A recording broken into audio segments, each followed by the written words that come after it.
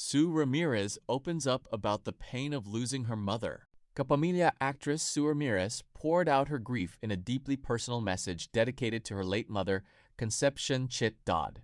Kapamilya actress Sue Ramirez continues to grieve the passing of her beloved mother, Concepcion Chit Dodd, who died on ikalabimpito ng Agosto. The actress shared an emotional tribute on Instagram, expressing the immense pain she has been experiencing since losing one of the most important people in her life.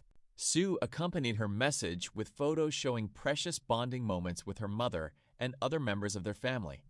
Through her heartfelt words, the actress made it clear how deeply her mother's passing has affected her. Kung may mas mahaba pa sa habang buhay, ganun kita katagal mamahalin mi. Ito ang sakit na hindi mawawala sa puso ko kailanman. Hindi ko alam kung anong gagawin mi. Hindi namin alam kung paano mabuhay sa mundo nang wala ka, she said.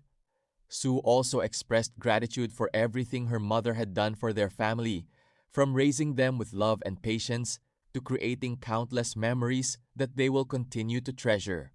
Sana alam mo na mahal ka namin at napakalaki ng puwang na iiwan mo sa aming lahat.